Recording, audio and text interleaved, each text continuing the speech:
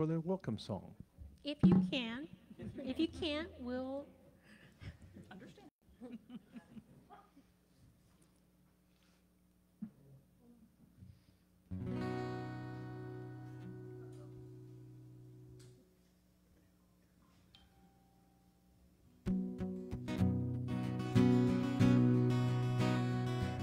Start our day with love.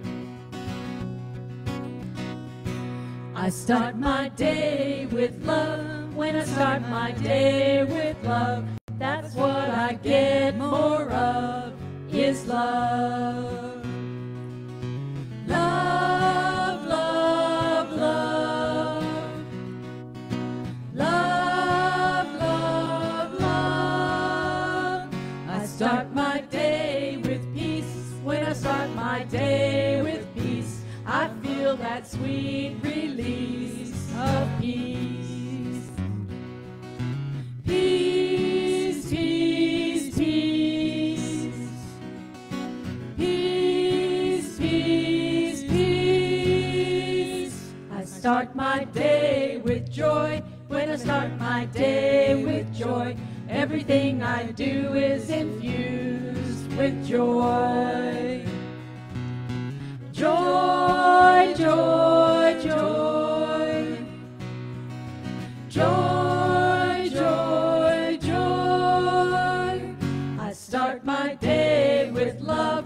I start my day with peace. I start my day with joy, and I feel that sweet release. I start my day with love. I start my day with peace. I start my day with joy, and I feel that sweet release. I start my day with love. I start my day with peace. I start my day with joy, and I feel that sweet release. Love, love, love. Peace, peace, peace. Joy, joy, joy. Sweet release.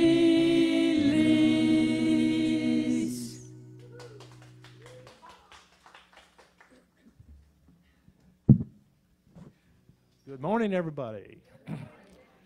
I'm Jack Porter, a board member of your Unity family and also a member of Unity. Welcome to the Unity of the Hill Country, and for those who haven't been here for a while, welcome back.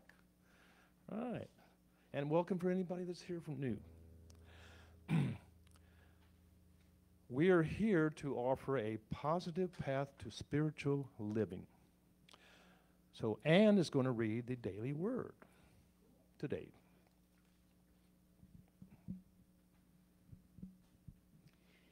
The word for today is prosperity. Let's read the affirmation, or say the affirmation together. I focus on the goodness of God and know prosperity. Sometimes I may worry, wondering if I will have enough of what I need. If thoughts of lack or limitation arise, I lift my thoughts from the things of the world to the truth of God. I focus my mind on the richness of divine life within me.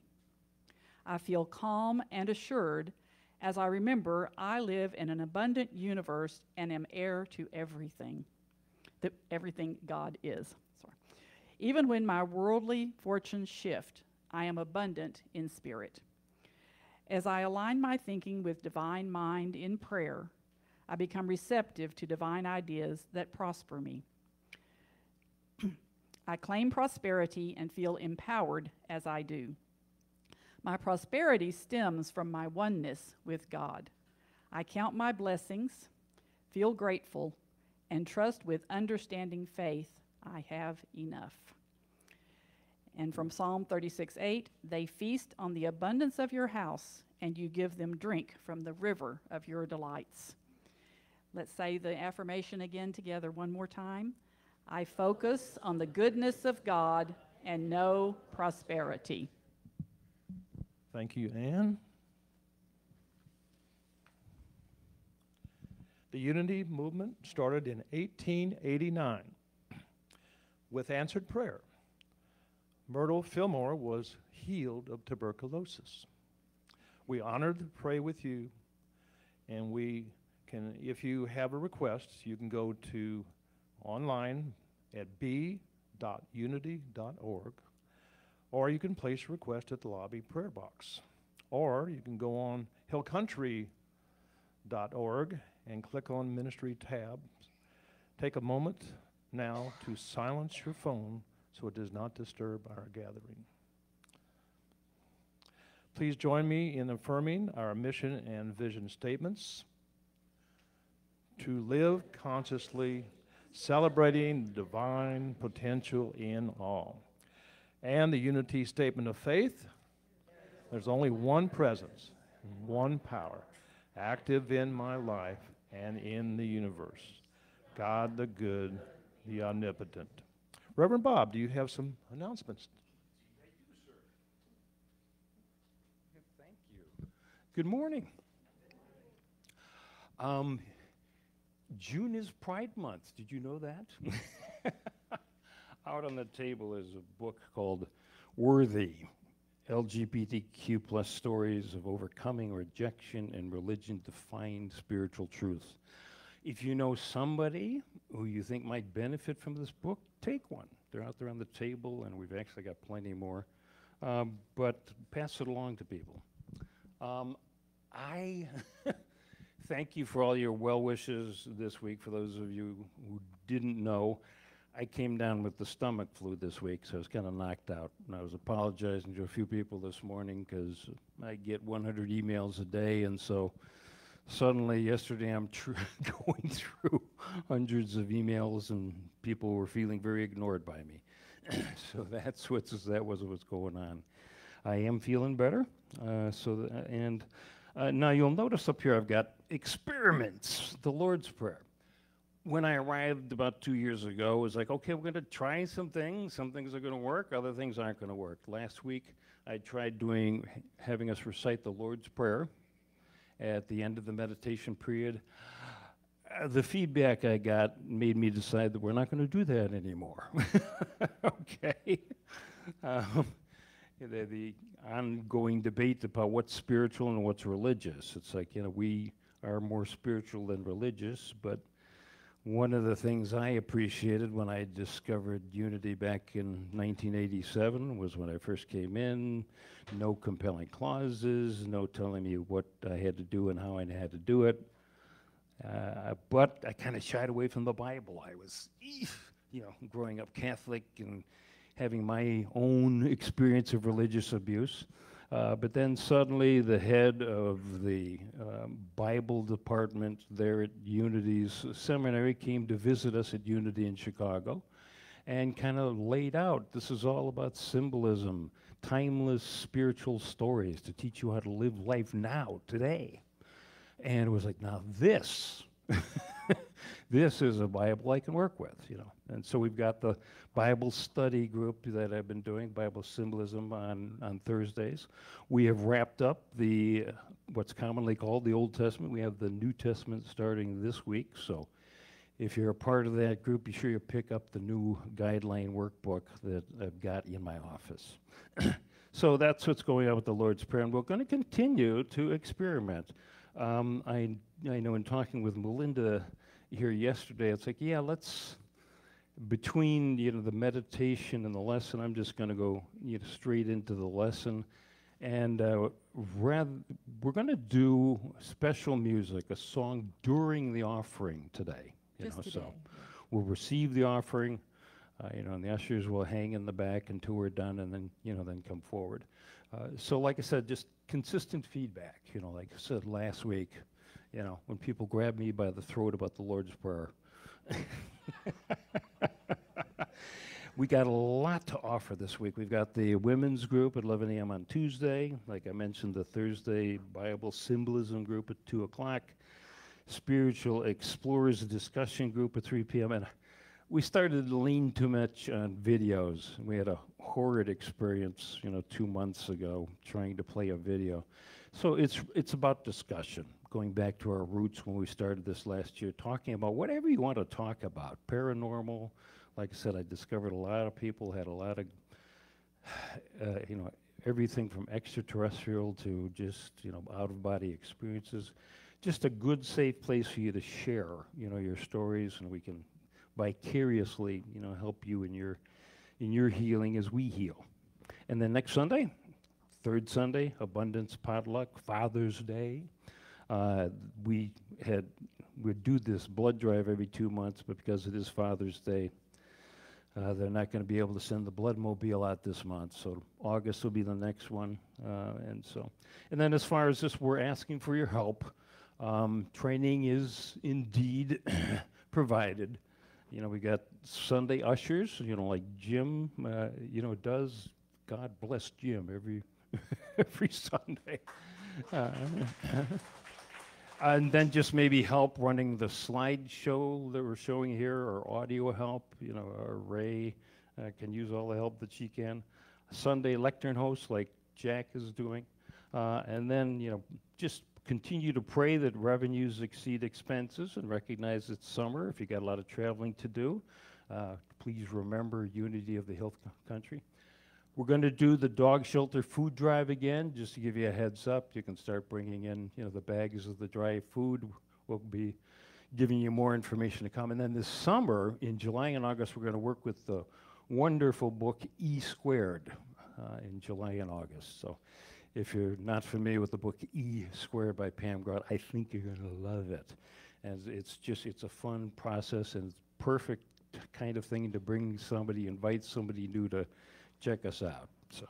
So Jack, that's what I wanted to add to the discussion today. Thank you, sir. Our congregation song this week is "What is Unity?"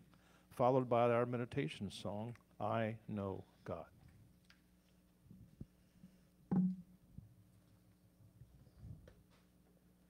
This is an old song, an old Unity song. It's new to my choir here, our choir, but here we go. We're going to try it. Kind of fun. Oh, what is unity? That means we're one. We're one with everything and everyone. But we must know that we're in unity, and we must live as one for it to be. The world has been designed in unity. The sky, the earth, the sea, in harmony. Let's show our oneness now. Look round and see. The universal plan is unity. Oh, what is peace on earth? Not something won, already here in us since time begun. But I must know that peace begins with me, and I must show that peace is mine to be. The world has been designed for peace on earth, for me to look at you and see your worth. Let's see our oneness now. Let's give it birth. Let's live in oneness now, in peace on earth.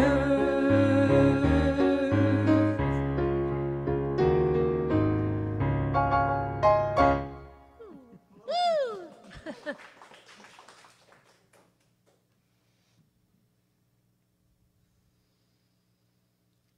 Now we're going to do our meditation song.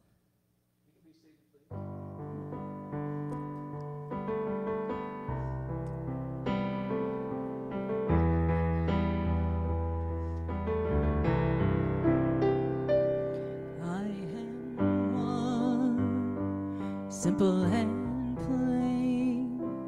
No superpowers, no famous name, but I stand tall, 'cause I believe something greater has come alive inside of me.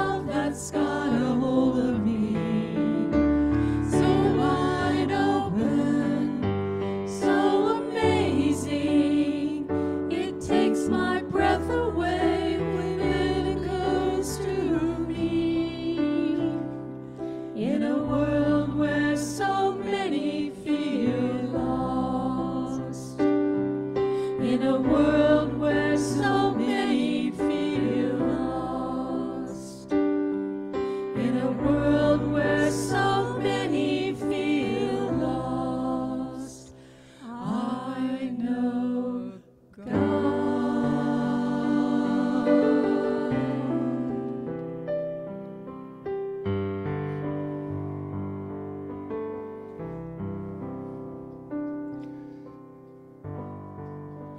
So go ahead. Know God. Get in touch with Spirit as you know God to be. If you haven't already, just close your eyes. It's time for meditation and prayer. Let any illusion of separation between ourselves and God to just melt away. We are all part of something much bigger than ourselves. And we choose to align ourselves with that spiritual truth. It goes by many names. But it is our knowing, our understanding of God that will allow us to make this world a better and more pleasant place to be.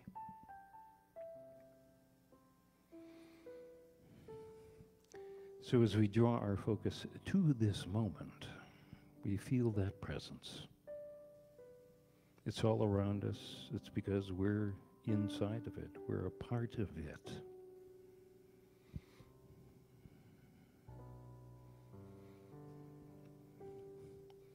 And as we take time to pray in this meditation, let's start by praying for others.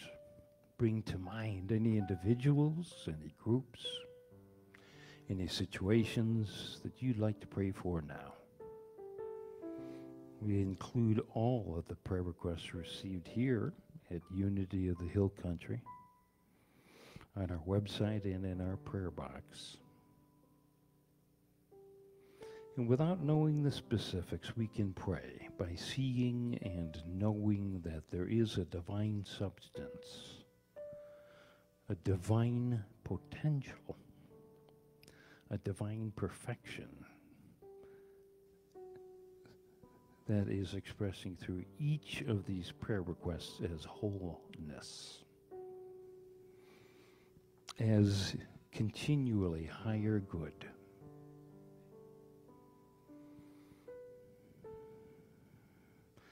Let's take a moment to pray for our spiritual cooperative. We know that Unity of the Hill Country is thriving in consciousness, people, and revenues today and every day hereafter. The God presence as Unity of the Hill Country is like a divine magnet, attracting anyone who can benefit from who we are and what we are about, attracting health, prosperity, love, and joy to Unity of the Hill Country and all who are guided here today and every day hereafter. And I invite you to take these words I'm about to speak as your own prayer words in this meditation this morning. As I look over my life, I see that sometimes the most unpleasant experiences were a prelude to some of my most powerful spiritual growth. I let go of those that I've condemned, judged, criticized. Yes, I felt hurt along the way, but I now let go. Anything that would stand in the way of knowing my oneness with God is dropping away. Reveal any codependent tendencies so I can be interdependent with all others in my life.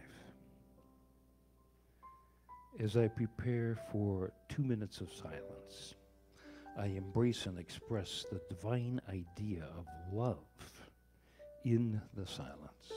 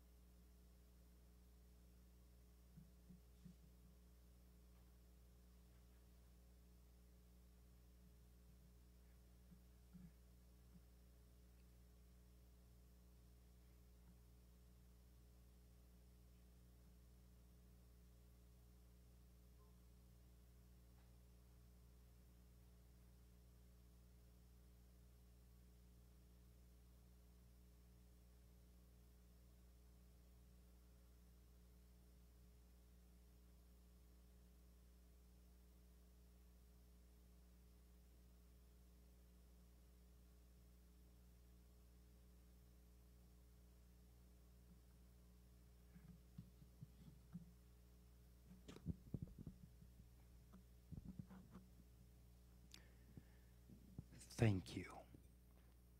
Thank you. Thank you.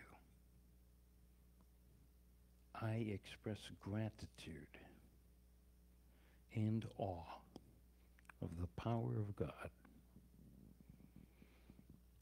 Part of my purpose here as a spiritual being having a human experience is to express the God presence in healthy ways in this physical world. I choose to live in trust. I am willing to know at a deep level who I am and why I am here. I recognize the true nature of being a spiritual being having a human experience. And for my ever-growing awareness of the omnipotence, omniscience, and omnipresence of God, I am grateful. I pray these things in the name, in the nature, and the power of the ever-present God presence that we know is symbolized by Jesus Christ. And as we draw our focus back to the sanctuary, I'll read the words of one of our founders, Charles Fillmore. We are now in the presence of pure being, immersed in the Holy Spirit of life, love, and wisdom.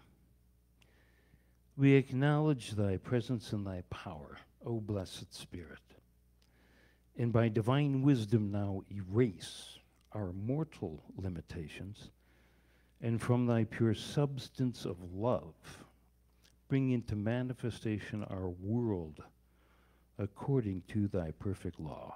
Amen. Let's take a moment now to chant Alleluia.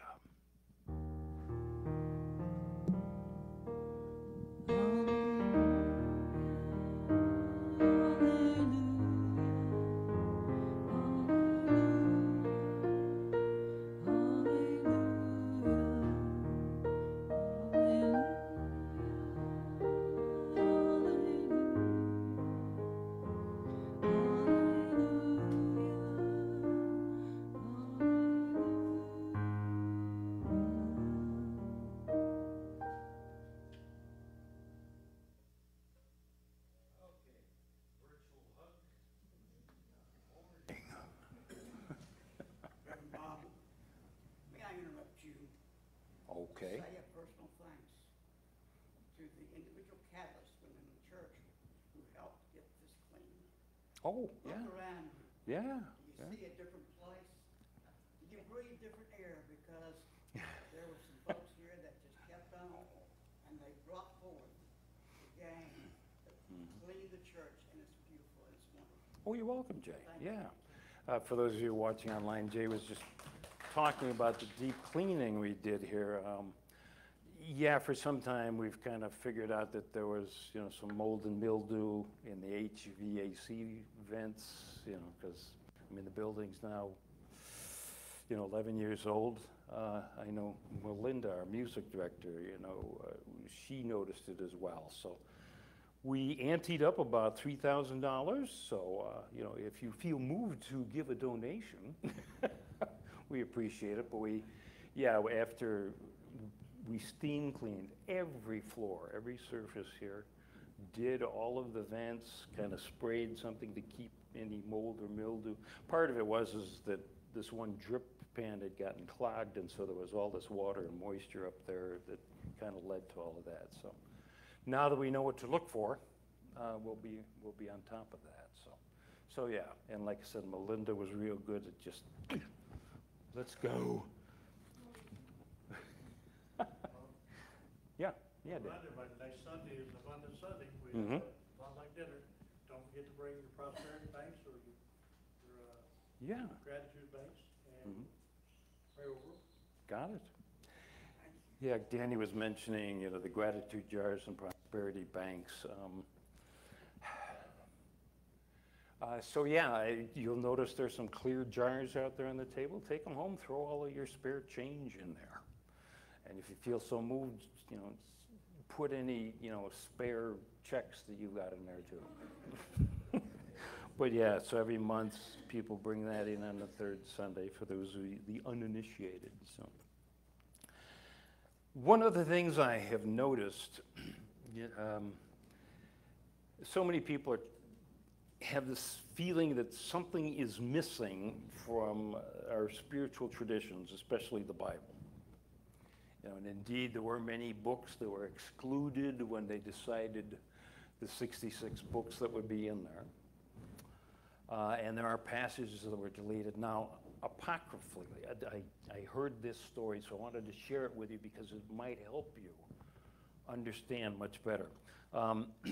As many of you know, there's Adam and Eve at the very beginning, first chapter of Genesis, symbolizing, our starting intellect and our starting emotions coming together. But we start out with this Adam labeling everything in the world.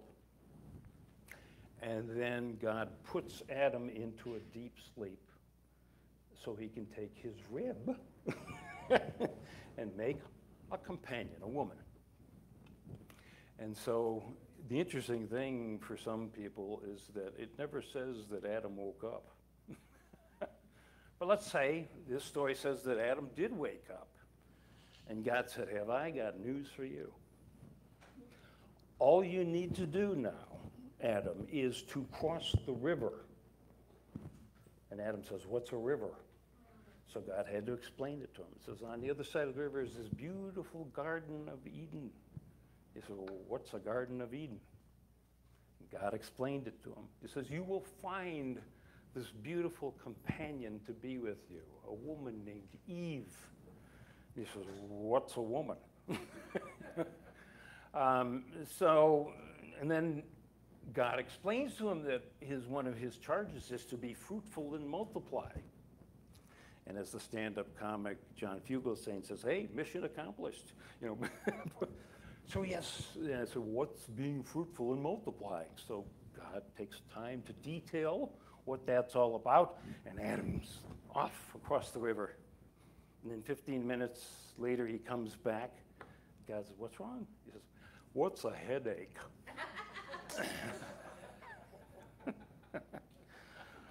One of the challenges of operating in this world is there are these other people here. And as much as we like to delude ourselves with a rugged individual archetype, it's like, no, we need other people. We learn that the very moment we breathe our first breath, we need other people.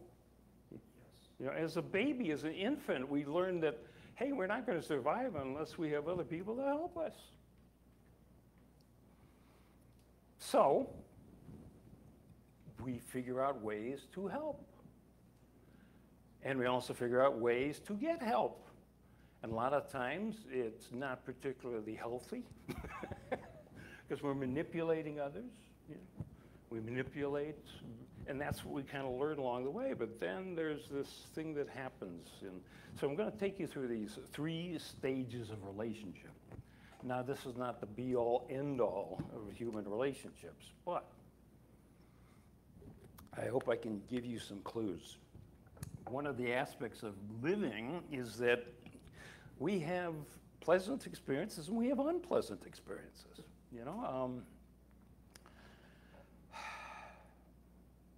That's part of the game of life. Now you might say, well, this is one hell of a game. Yeah, but it also, we need to figure out who we are not, or what doesn't work for us, so that we can figure out who we are and what does work for us. What works for you may not work for me, and vice versa. And sometimes my preferences are in conflict with your preferences. But as long as we're not in conflict with each other, that's okay. You do your thing, I'll do mine. It's a process. It's a spiritual evolution. And like I've said, these 66 books in the Bible that I rejected for so many years, is like, when you understand the symbolism, you recognize it is an evolution. There's Adam and Eve. What you see is what you get. And you see over time these individuals, these characters which represent aspects of our own mind, are making mistakes all of the time. Some pretty big ones along the way. But we're getting better and better and better. Then suddenly we come into the Christian Testament, the New Testament. Jesus says, okay, look, you guys are getting caught up too much in rules and regulations. Here's what you need to do. Shed all of that stuff and be who you truly are. And then, of course, we get the letters afterwards where, Paul is kind of organizing churches. And then we get to the book of Revelation, where we finally are willing to fully embrace this God presence, or whatever we want to call it. And I don't want to ruin the ending of the book for you, but God wins. And so for us, it's a matter of it's, we've got the claws, we've got the scars, we've got the wrinkles to show, that our experiences made us a better person. So the first of the three stages is codependency. And like I said, as an infant, we learn, okay, this is the way the world works. But as I often use as an example, we're taught as children, don't talk to strangers. But if we continue to not talk to strangers the rest of our lives, it's a very useful rule, until, your late teens and stuff like that, when you hopefully have developed critical thinking. So there's this general theme that as an individual, we're incomplete. There's a hole that needs to be filled by somebody else. And we go looking for love in all the wrong places. And of course, this is celebrated in popular music.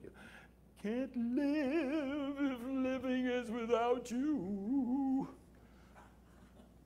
And in Jerry Maguire, it's like, you complete me.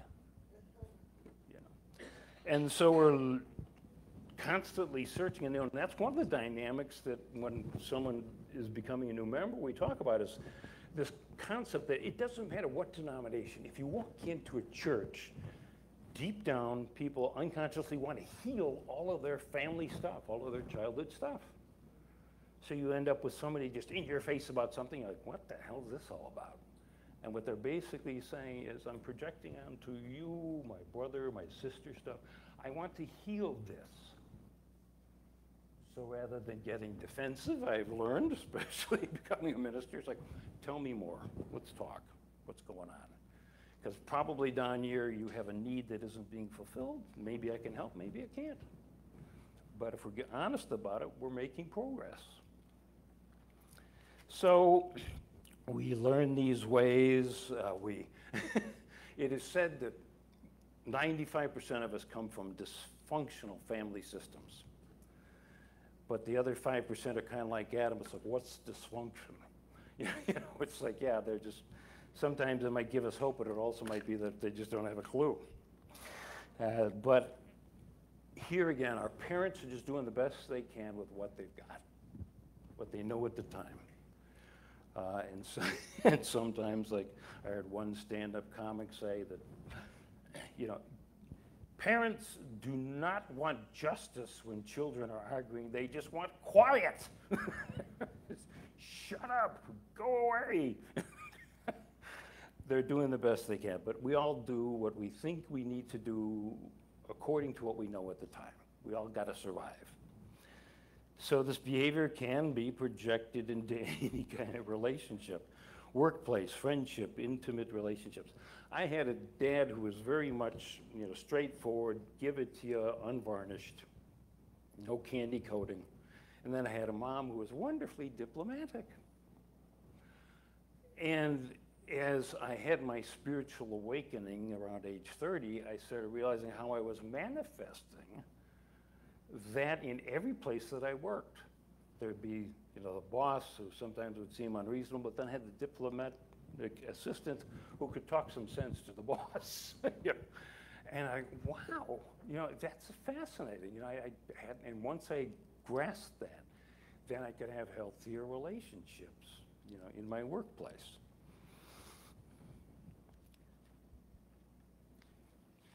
See, a lot of people get caught up in this idea that we need to be in control. Well, how's that working for you? Yeah, I hate to break this to you, but It's all about us learning who we are and who we are not by allowing ourselves to put our situation in divine order and let the highest good unfold, whatever that happens to be. And sometimes it's like, okay, we think we know, it's step A, B, C, and D. But when we open it to divine order and say, okay, God, I open my mind to the divine mind, guide me. Intuitively, what do I need to do? And we discover that God says, well, yeah, start with A, but then do D. And then C, and then B, and sure enough, you know, you'll be through the journey that you seem stuck in. The Bible constantly reminds us it came to pass. Yea, that I walk through the valley of the shadow of death. I set up a tent. I set up camp. I stay there and wallow. No, I don't think that's how it goes. So I keep moving. You know, keep moving.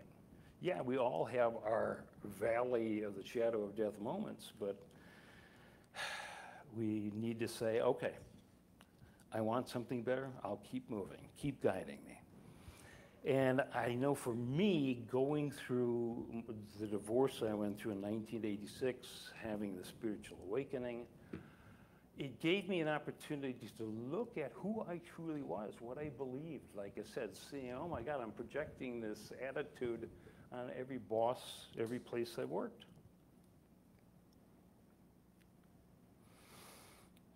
So I wasn't dependent on someone else, but that's how I discovered unity. You know, Carla, I would use all of these wonderful ways to manipulate the women in my life. And of course, if they weren't doing things the way I wanted to, I would start to build my case against them. That's how I got to divorce my first wife. And then I met Carla. She wasn't putting up with any of that BS. You know, and it was kind of, yeah, so yeah, okay. And part of what, even before I met Carla and was going through the divorce, I found a wonderful, you know, counselor, a psychologist who kind of helped me look at all of this stuff. But then Carla and I were talking about, okay, what do we believe about spirituality? So, oh, wow, we are really weird. And then Carla was having a conversation a couple days later with her hairdresser who just happened to go to Unity in Chicago. And she said, you need to go to where the weird people go. You know, and sure enough, the first Sunday, you know how it is. You come in the first Sunday, you know, you make sure you got a clear path to the door. You know, just I make a quick escape. If they start sacrificing chickens, I'm out of here. So, yeah, well, you know, so I'm smitten with this relationship, and then we start to build the case. You know, so that second stage of relationship is independence. Hey, I don't need to be codependent, but I also find that independence, while I am allowing other people, I'm not allowing other people to define me anymore. It's kind of hard going it alone. But a lot of times we just keep playing that game. It's like I'll become smitten, like I said, and then, oh, she's wonderful, she's perfect. And then the months go by, it's like, she's not perfect. Oh my God, look at all of these flaws. I start to build my case, you know, and suddenly, you know, and then I move on to the next relationship and the whole thing. So what's the common denominator? Me. You know, I got to figure that out. It's like, okay, I'm willing to do things differently. And it does turn out to be a much more pleasant thing. Why is this happening to me again? It's because you're doing the same thing over and over again, expecting different results. So independence is good, but you got to be careful because you can get stuck in no growth. So, like I said, codependent, independent, therapy, spirituality. Carla and I, oh wow, this is exactly what I needed at that point in my life, as I'm sure it happened for many of you. So when we're ready, we open our mind to the divine mind, say, okay, I am willing to be a servant of something bigger than myself. In this Christian Testament, the seventh book of Matthew, there's a story that includes both the golden rule and the narrow door. So, Matthew 7th chapter, 12th verse. Whatever you wish that others would do to you, do to them. This is the law and the prophets, the first 5 books of the Old Testament. Take the narrow door, for the wide gate is easy that leads to destruction, and those who travel it are many. But for the door is narrow that leads to life, and those who find it are few. Back 2,000 years ago, the doors to households and stuff would be very low and narrow, so you could kind of slip in and have a good secure door behind you. But the process was having to lean over, go into the door, and then close it behind you. So it was wonderfully symbolic of, the narrow door. Yeah, you can take wider paths, wider gates, but are you willing to do the hard stuff? This stuff is so simple, and yet it's not easy. To be a fully actuated spiritual being having a human experience. But we can have, that kingdom of heaven, our ever-growing, expanding awareness that we're a spiritual being having a human experience. We start to experience wisdom, understanding, harmony, peace. And we have a willingness to love and accept ourselves just as we are. All of my flaws. Carl and I are both recovering perfectionists, so we got the running joke. We said, can I help you with that? Well, I would, but I don't think you know how to do it the right way. And so, we've been going at that for 35 years, actually 39 now. But so I know in the New Thought general umbrella, there's this attitude of love thyself. It's like, no, actually, if you look at the spiritual teachings from all of the traditions, but especially this Judeo-Christian tradition, it's like, love the true nature of your being. Don't get narcissistic with yourself. Yeah, I'm flawed. I'm not perfect in this physical world, but I do have something that I'm attached to that can truly make me do things and be who I really want to be. So, in this Christian Testament, Jesus gives some advice. Now, you're not going to believe this, but 2,000 years ago, they had this group called the Pharisees. Now, they were not trained clergy, but they knew how to be good Jews. And they had very strict rules and regulations, and they wanted to make sure that everybody else did it their way. And their big thing was getting political power and making laws to make sure everybody does it their way. Oh, good thing we've learned so much over 2,000 years. So one of the Pharisees, in one of Jesus' question and answer kind of a thing, it says, okay, there are 10 commandments. Tell us, what is the greatest of them? It's like, choose your favorite child, Jesus. Find a way that we can trip you up. And Jesus says, you shall love the Lord your God with all your heart, all your soul, all your mind, and all your strength. This is the great and first commandment. And there's a second one like it. You shall love your neighbor as yourself. On these 2 commandments depend all of the law and the prophets, the first 10 books of the Bible. As I've pointed out before, isn't it interesting, like I described, what I was like in my 20s? If I was self-loathing, I would generally loathe other people. So love other people as you would love yourself. But the greatest power in all the universe is this divine love. And if we're willing to allow it to be expressed in and through us, if we choose, we can accept our true nature and live this life. Okay. There's one other note I want to give to you, and that is the ego. We've got this codependency and this independence. And there's this thing we call the ego or the false personality. It allows us to operate in this physical world, and it's kind of like a data bank. All this stuff comes in, and then suddenly, like at age 30, I have the spiritual awakening, and my ego's like, well, wait a minute. If I embrace spirituality, the ego has to die.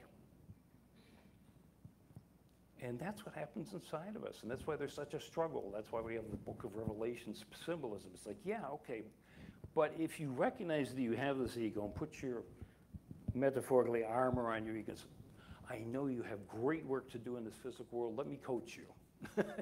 Here's your task. Do this, take care of this. Allow me to get the divine guidance as to what it is we need to do here.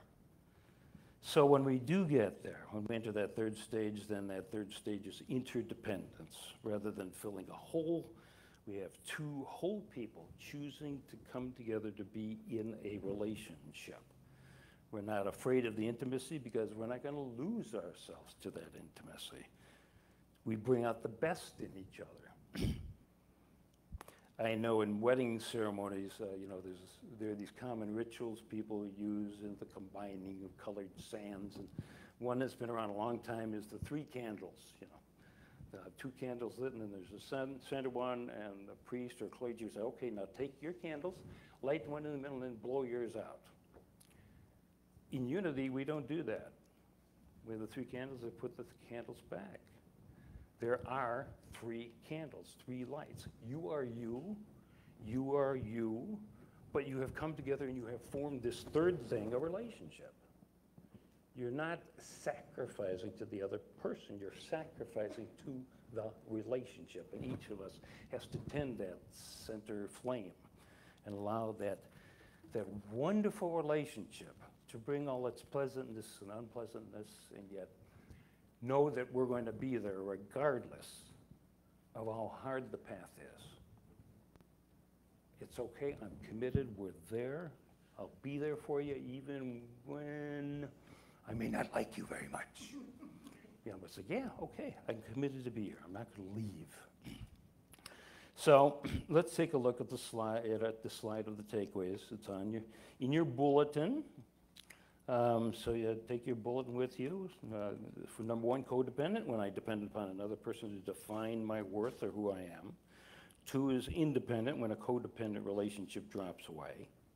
And then interdependent is when 2 whole people choose to be in a relationship, and they're no longer afraid of intimacy because we won't lose our individuality. So I have a video for you. Steve Hartman of the CBS Evening News.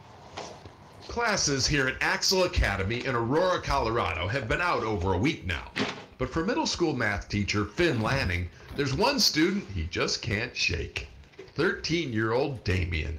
Do you know how many pencils I went through this year? Like way more than you should have? Yeah. Damien says Mr. Lanning was definitely one of his better teachers. When a teacher doesn't bother me over and over again, that's better. You have a low bar. Yeah, leave me alone, I'll leave you alone, I'll get my work done. He's smart and funny, and he was always a student that stood out. And then one day he just came to me and said, I'm not coming back to school. Finn sat him down at that table, right then and there. And what I found out was his story. He learned Damien was in foster care, that he had kidney disease. And because social services couldn't find a foster family willing and able to meet his medical needs, Damien had to leave school and move into a hospital. But here's the real kicker. The kid needs a transplant, desperately. And a lot of times you can't get a transplant if you don't have a stable home to return to after surgery. It hit me like a ton of bricks. I mean, you just can't sit across from somebody that you care about and hear them say something like that and know that you have room to help. And that's how Finn became a foster parent. He took in Damien, dialysis needs and all, even though prior to that hallway meeting, he'd been a confirmed bachelor who delighted in his childlessness. I never thought that I could leave school and take one of them with me and still survive, right? Damien says, right back at you, bro. I was like, yes, I'd get out of the hospital, but I was like, my math teacher, out of all the people. Now, 4 months into it, neither one of them would change a thing. Although Damien says he's not getting too excited just yet. Rematch? He's seen fairy tales fall apart before. It's kind of bad thinking about that, but some people actually do that. They'll just kick you out they'll be happy with you one day, and then just kick you out the next. I suppose only time will let you trust. Yeah. Whether he believes it or not doesn't change the fact that I'm not going anywhere. This is it for him. Yep. In fact, Finn says he plans to adopt Damien.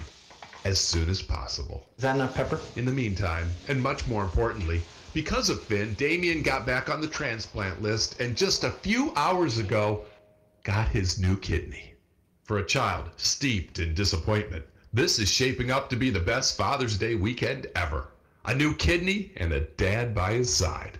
Although Finn says that dad title, that's going to take some getting used to. That role, it has such meaning attached to it, right? And it's not that I'm not willing to do it, but it feels like you have to earn it in some way. You did. Earned it. I hope so. And epitomizes it. That's my I favorite. love that one. Steve Hartman, on the road, in Aurora, Colorado.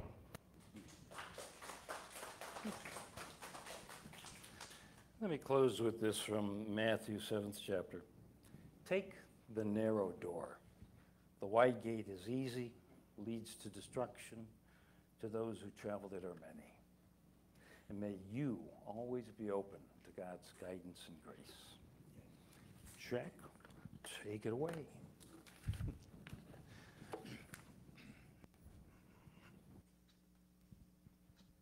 Thank you, Mom. Appreciate that. All right. If you're here for the first time, we want to welcome you to Unity. We're glad that you're here. Hope that you find a place of like-minded people and a place to belong.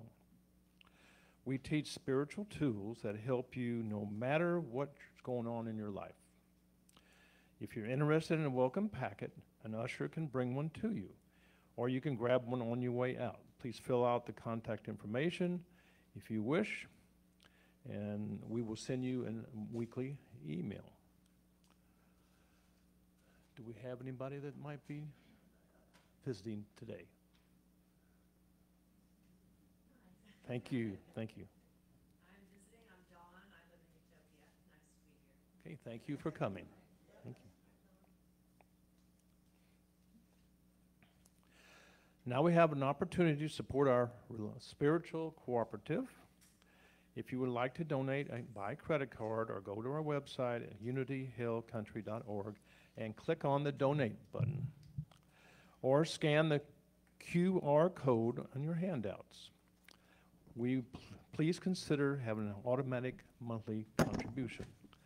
If you would prefer, you can email us a check. Please mail them to 1016 Jefferson Street, Kerrville, Texas 78028. Thank you in advance for your generosity. Okay, now we're going to have the ushers come forward, and then we'll have a song in between here.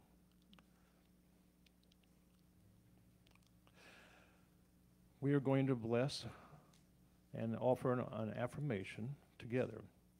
Divine love as we bless. Blessed and multiply. All that I am, all that I give, all that I receive. And send it forth, your blessing and my love.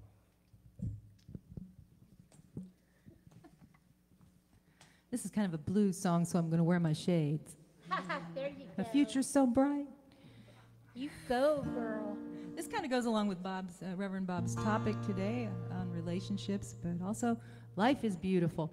And you can also join along on the chorus with us. And this music team is so amazing. They just step up right away and they say, we'll back you up.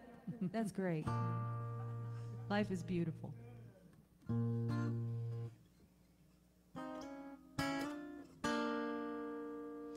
Let's go drifting through the trees. Let's go sailing on the sea. Let's go dancing on the juke joint floor and leave our troubles all behind and have a party so easily forgotten are the most important things, like the melody and moonlight in your eyes and a song that lasts forever. It keeps on getting better all the time.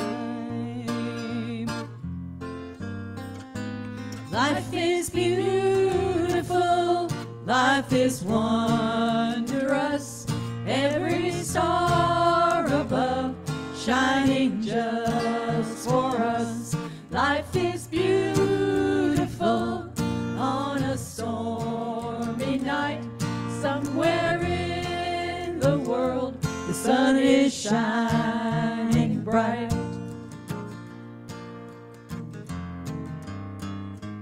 I get crazy, so afraid that I might lose you. One fine day and I'll be nothing but a tired old gal, and I don't want to be without you at the party. So easily forgotten, are the most important thing is that I love you.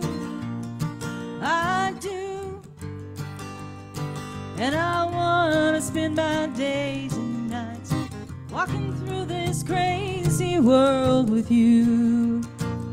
Here we go now. Life is beautiful, life is wondrous. Every star above is shining just for us. Life is beautiful on a stormy night. Somewhere in the world, the sun is shining bright. Life is beautiful, life is wondrous. Every star above shining just for us. Life is beautiful on a stormy night. Somewhere in the world, the sun is shining bright. Somewhere in the world, the sun is shining bright.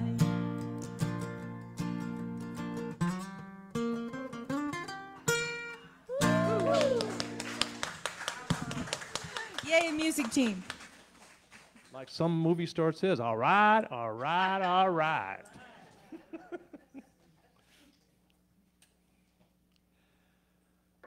We open our hearts to gratitude as we release these donations.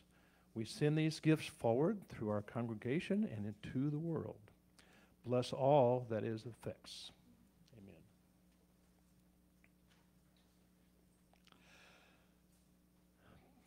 Please take your bulletin and check the lobby information table for upcoming events.